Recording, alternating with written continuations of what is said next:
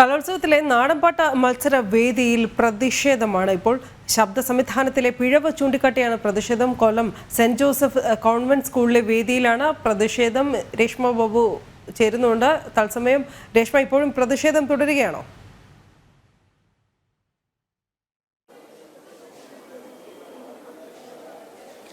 അനു, നിലവിൽ പ്രതിഷേധക്കാർ ഇവിടെ തന്നെയുണ്ട്. ഈ നാടൻപാട്ട് മത്സരവേദി എന്ന് പറയുന്നത് സെന്റ് ജോസഫ് കോൺവെന്റ് സ്കൂളിലെ ഏറ്റവും മുകളിലത്തെ നിലയിലാണ്. ഡി വിനയചന്ദ്രൻ സ്മൃതിയിലാണ് ഈ വേദി ഒരുക്കിയിരിക്കുന്നത്. ഈ വേദിയുടെ ഒരു പാകപ്പിഴവ് എന്ന് പറയുന്നത് ഇതൊരു ക്ലാസ് മുറിയാണ്. അതുകൊണ്ട് തന്നെ ഈ നാടൻപാട്ട് എന്ന് പറയുമ്പോൾ വളരെയധികം ശബ്ദ സംവിധാനങ്ങൾ വേണ്ട ഒരു ഇനമാണ്. പക്ഷേ ഈ മത്സരം തുടങ്ങിയപ്പോൾ തന്നെ ഇതിന്റെ പാകപ്പിഴവുകൾ ഇതിന്റെ മത്സരാർത്ഥികൾ ഉൾപ്പെടെയുള്ള അധ്യാപകർ ഉൾപ്പെടെയുള്ളവർ ഉന്നയിച്ചിരുന്നു. അതായത് ശബ്ദ സംവിധാനങ്ങളിൽ പാകപ്പിഴവുണ്ട്, എക്കോ അടിക്കുന്നത്, അതായത് മുഴങ്ങി കേൾക്കുന്ന ഒരു സാഹചര്യമുണ്ട്. മാത്രമല്ല, അങ്ങനെ വരുന്ന ഒരു സാഹചര്യത്തിൽ ഈ വാക്കുകളൊക്കെ തന്നെ കൃത്യമായിട്ട് ഉച്ചാരണ ശുദ്ധിയോടെ പുറത്തു വരാത്ത അല്ലെങ്കിൽ വ്യക്തത വരാത്ത ഒരു സാഹചര്യം, ഒപ്പം തന്നെ അത് വിധിയെ വലിയ രീതിയിൽ ബാധിക്കുന്ന ഒരു സാഹചര്യത്തിലേക്കും എത്തും. ഇതൊക്കെയാണ് പ്രതിഷേധക്കാർ ഉയർത്തുന്ന ഒരു പ്രശ്നം. പക്ഷെ അതിൽ നിലവിൽ യാതൊരു വിധത്തിലും ഒരു നടപടി അല്ലെങ്കിൽ ഒരു പരിഹാരമോ കണ്ടിട്ടില്ല എന്നുള്ളതാണ് ഏറെ ശ്രദ്ധേയം. ഇപ്പോൾ പ്രതിഷേധിച്ച ആളുകൾ അവര് നമ്മോടൊപ്പമുണ്ട്. എന്താണ് ഈ പ്രതിഷേധത്തിനുള്ള ഒരു കാരണം?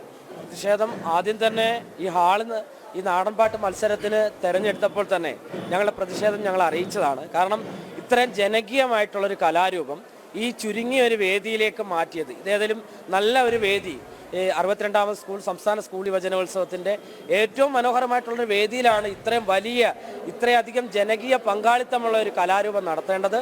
ഇത് 4ാമത്തെ നിലയുടെ മണ്ടയ്ക്കാണ്. ഇവിടെ ഒരു വയ്യാത്ത ഒരു വിദ്യാർത്ഥിക്ക്, മത്സരാർത്ഥിക്ക് വന്ന് കയറാൻ അസൗകര്യമുള്ള ഒരു വേദിയാണ്. അതിനും അപ്പുറത്തേക്ക് ഈ വേദി എന്ന് വെച്ചാൽ അടുപ്പ് കൂട്ടി വെച്ചതുപോലെ ഒരു കരുവോ മരവോ അല്ലെങ്കിൽ വലന്തല ചെണ്ടയോ ഒന്ന് അനങ്ങി വായിക്കാൻ പറ്റാത്തൊരു സാഹചര്യമാണ്. അടുപ്പ് കൂട്ടിയോലാണ് കുട്ടികൾക്ക് അതിനകത്ത് നിൽക്കാൻ പറ്റുന്നത്. അപ്പം അത്ര മെച്ചപ്പെട്ടൊരു സാഹചര്യം ഒരുക്കുന്നതിന് പകരം ഇതിനകത്ത് വാദ്യങ്ങൾ വായിച്ച് പാടിക്കഴിഞ്ഞാൽ പാട്ടുകളുടെ വരികളോ പദങ്ങളോ സാഹിത്യമോ വാദ്യങ്ങളുടെ വാദനമോ കറക്റ്റായിട്ട് നേരാവണ്ണം കേൾക്കാൻ പറ്റാത്തൊരവസ്ഥയാണ്. അപ്പോൾ ഒരു കാരണവശാലും ഇതിനകത്ത് നാടൻപാട്ടിന് അനുയോജ്യമായിട്ടുള്ള വേദിയല്ല. സംഘാടകരോട് ഞങ്ങൾ മത്സരം തുടങ്ങുന്നതിന് 2 മണിക്കൂർ മുമ്പേ ആവശ്യപ്പെട്ടതാണ്, കഴിഞ്ഞ ദിവസങ്ങളിൽ ആവശ്യപ്പെട്ടതാണ്, സംഘാടക സമിതിയോട് ആവശ്യപ്പെട്ടതാണ്. ഇത്രയും വലിയൊരു കലാരൂപത്തെ ഇത്രയും ചെറിയൊരു വേദിയിലാക്കി ഇതിനോട് നീതി പുലർത്താത്തൊരു സാഹചര്യമാണ് ഇപ്പോഴുള്ളത്. തീർച്ചയായിട്ടും അതിനാണ് കേരളത്തിലെ നാടൻപാട്ട് പരിശീലകരായിട്ടുള്ള എന്നോടൊപ്പം നിൽക്കുന്നവരെല്ലാം വിവിധ ജില്ലകളിൽ നിന്ന് വിവിധ ഗ്രൂപ്പുകളെ പരിശീലിപ്പിക്കുന്നവരാണ്. മാത്രവുമല്ല, കേരളത്തിലെ അറിയപ്പെടുന്ന നാടൻപാട്ട് കലാകാരന്മാരാണ്. അവരുടെ ഒരു വലിയ പ്രതിഷേധമാണ് ഈ മത്സരം തുടങ്ങിയപ്പോൾ മുതൽ ഇവിടെ നടക്കുന്നത്. തീർച്ചയായിട്ടും ഇപ്പോൾ നമുക്ക് കേൾക്കാം, നമ്മുടെ പുറകിൽ ഇപ്പോൾ നാടൻപാട്ട് മത്സരം കേട്ടുകൊണ്ടിരിക്കുകയാണ്. ഞങ്ങളെ കേൾക്കുന്നവർ ഇത് മനസ്സിലാക്കാം. നിങ്ങൾക്ക് ഏതെങ്കിലും ഒരു വരിയോ ഇതിൻ്റെ ഈണമോ വ്യക്തമാകുമെങ്കിൽ ഞങ്ങൾ പറയുന്നു അത് നിങ്ങളുടെ ഭാഗ്യം കൊണ്ട് മാത്രമാണ്. ഞാൻ പറയട്ടെ, കാണികളെ നിർഭാഗ്യതയിലേക്ക് തള്ളി വീഴ്ത്തുന്ന ഒരു അവസ്ഥയാണ് ഇവിടെ ഉള്ളത്. ഇത്രയും നാളത്തെ പരിശീലനത്തിന് ശേഷം, മാസങ്ങളുടെ പരിശീലനത്തിന് ശേഷം എത്തിയിരിക്കുന്ന വിദ്യാർത്ഥികൾക്ക് നല്ല രീതിയിൽ പെർഫോം ചെയ്യാൻ, അവരുടെ കഴിവുകൾ പ്രകടിപ്പിക്കുന്നതിന്, മികച്ച സ്ഥാനങ്ങൾ ഉറപ്പാക്കുന്നതിന് ഒരിക്കലും അനുയോജ്യമായ വേദിയല്ല ഇത്. അതിനെതിരെ കേരളത്തിലെ നാടൻ കലാകാരന്മാരുടെ സംഘടനയായ നാട്ടുകലാകാരക്കൂട്ടത്തിൻ്റെ ശക്തമായ പ്രതിഷേധം ഞങ്ങളിവിടെ അറിയിച്ചിട്ടുണ്ട്. പാട്ടുകളിലൂടെ ഞങ്ങൾ പ്രതിഷേധം അറിയിച്ചിട്ടുണ്ട്. ഒരു പാട്ട് കഴിഞ്ഞിട്ട് അറിയിച്ചു, 2 പാട്ട് കഴിഞ്ഞിട്ട് അറിയിച്ചു.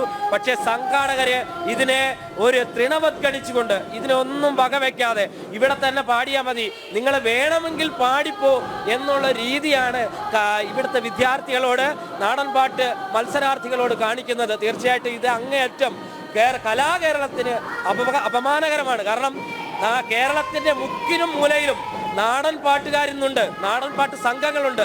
അവരോടൊക്കെ ഉള്ളൊരു വെല്ലുവിളിയായി ഇതിനെ ഞങ്ങൾ കാണുകയാണ്. ഒരു കാരണവശാലും ഇങ്ങനെ വരും നാളുകൾ നമ്മുടെ പ്രതിഭകളെ, നമ്മുടെ വിദ്യാർത്ഥി സമൂഹത്തെ തളർത്തരുത് എന്ന് മാത്രമാണ് ഞങ്ങൾക്ക് അഭ്യർത്ഥിക്കാനുള്ളത്. ഞങ്ങളുടെ ശക്തമായ പ്രതിഷേധം ഇതോടൊപ്പം ഞങ്ങൾ അറിയിക്കുകയും ചെയ്തിട്ടുണ്ട്. അനുയോജ്യമായ മറ്റൊരു വേദി വേണമെന്നുള്ളതായിരുന്നു നിങ്ങളുടെ ആവശ്യം. പക്ഷെ അത് യാതൊരു തരത്തിലും അവർ സ്വീകരിച്ചിട്ടുമില്ല. അതുകൊണ്ടാണ് മത്സരം തുടരുന്നത്. അപ്പോൾ അവരുടെ മറുപടി നിങ്ങൾ എങ്ങനെയാണ് കാണുന്നത്? പ്രത്യേകിച്ച് എങ്ങനെയെങ്കിലും മത്സരം നടത്തുക എന്നുള്ള രീതിയിലേക്ക് സംഘാടകർ പോയി എന്നല്ല ഇതിനെ അനുമാനിക്കേണ്ടത്.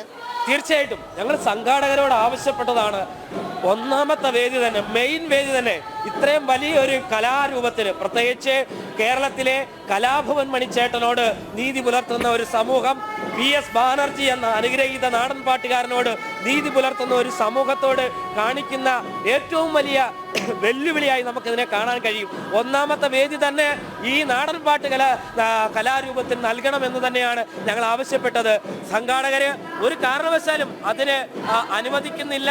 എങ്ങനെയെങ്കിലും സമയം കളയാതെ ഞങ്ങൾ ഇന്ന് പ്രതിഷേധിച്ചു പറഞ്ഞതാണ്, സമയം ഒരുപാട് പോകും, അതുകൊണ്ട് മത്സരം താമസിക്കും, എങ്ങനെയെങ്കിലും ഇത് നടക്കുന്നെങ്കിൽ നടക്കട്ടെ എന്ന അഭിപ്രായമാണ് ഇവിടുത്തെ സംഘാടകർക്കുൾപ്പെടെയുള്ളവർക്കുള്ളത്.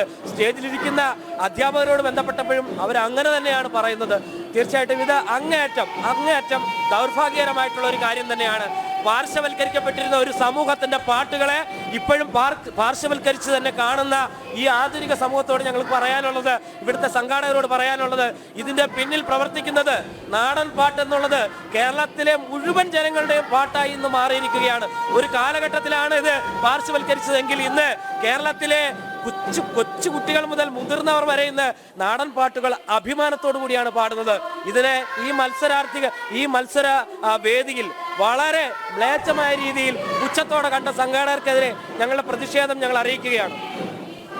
ഇവിടെ എടുത്തു പറയേണ്ട ഒരു സാഹചര്യം എന്ന് പറയുന്നത് എങ്ങനെയെങ്കിലും മത്സരം നടത്തുക എന്നുള്ള ഒരു രീതി ആ സംഘാടകരുടെ ഭാഗത്തു നിന്നും ഉണ്ടായി. കാരണം മണിക്കൂറുകൾക്ക് മുൻപ് തന്നെ ഇതുമായി ബന്ധപ്പെട്ടുള്ള പ്രശ്നങ്ങൾ ഇവരെ പോലെയുള്ള കലാകാരന്മാർ ഉന്നയിച്ചതാണ്. പക്ഷെ അതിന് യാതൊരു തരത്തിലും പരിഹാരമുണ്ടായില്ല. എനിക്ക് പിന്നിൽ ഇപ്പോൾ മത്സരം തുടരുകയാണ്, അനുയോജ്യമായിട്ടുള്ള ഒരു മറ്റൊരു വേദി കണ്ടെത്തുക എന്നുള്ള രീതിയിലേക്ക് നടപടികൾ ഉണ്ടായില്ല. തൊട്ട് താഴെ തന്നെ ഒരു ക്ലാസ് മുറിയുണ്ട്, അവിടേക്ക് മാറ്റണമെന്നുള്ള ആവശ്യം ഉയർന്നിരുന്നത്. പക്ഷെ അതുപോലും ചെയ്തിട്ടുമില്ല. എന്തായാലും ഒരു ജനതയെ അവഗണിച്ചതുപോലെ തന്നെ ഒരു കലാരൂപത്തെയും അവഗണിക്കുന്ന ഒരു സാഹചര്യമാണ് ഇപ്പോഴുള്ളത്. അനു, ശരി, രേഷ്മ ബാബുവാണ് വിവരങ്ങൾ നൽകിയത്.